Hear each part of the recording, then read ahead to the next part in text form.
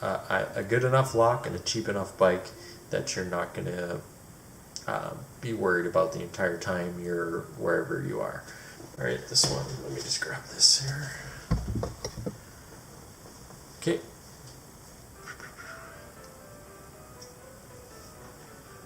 All right, so the next type of bike we're going to talk about is what I call like a lock and leave, or single speed, fixed gear, cheap, garage sale, whatever you want to call it.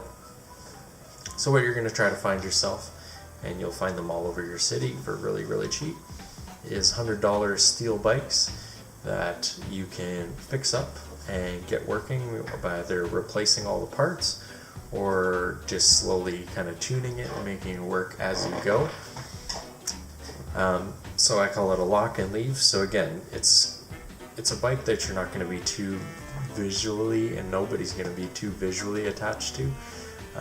Therefore, it won't get stolen as easy, and you can put a heavy duty lock on it, nice and low on the frame, and then lock this thing to anything, because, and again, you don't care about the way it looks too much, so it can be rubbing against metal all the time, getting thrown around and kind of bounced around and chipping and banging, and all things you're not going to worry about because you're just taking it down to get coffee or go visit a friend or this or that in your city. And so you can either ride a fixie, or what I recommend to new people is the single speed.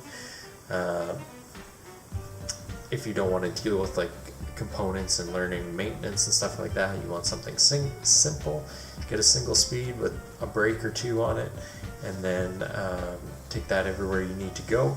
But like I said, just something under $300 for everything all in, with a lock and everything like that. Something that you can, like I said, throw up against a pole, lock it, walk away for 2 or 3 hours and not be thinking about it the entire time. Because if you're thinking about it, then you're not having a good time wherever you are.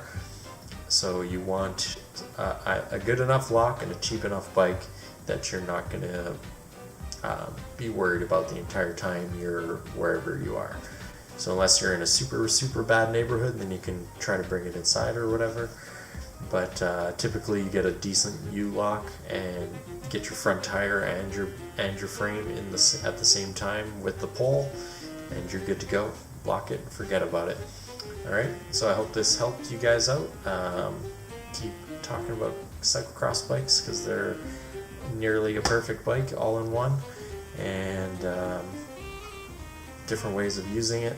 So like I said, single speed's going to get you around downtown and delivering mail, groceries, getting coffee with friends, going out for dinner even, because you can put a fender on there if you need, because it's wet or rainy. And like I said, you could take it out to dinner, you could get front row parking with your cheap bike and just lock it up, and the guys with their Ferraris and whatever have to park down the street or in a parkade somewhere for $15-$20, and you get front row parking for free.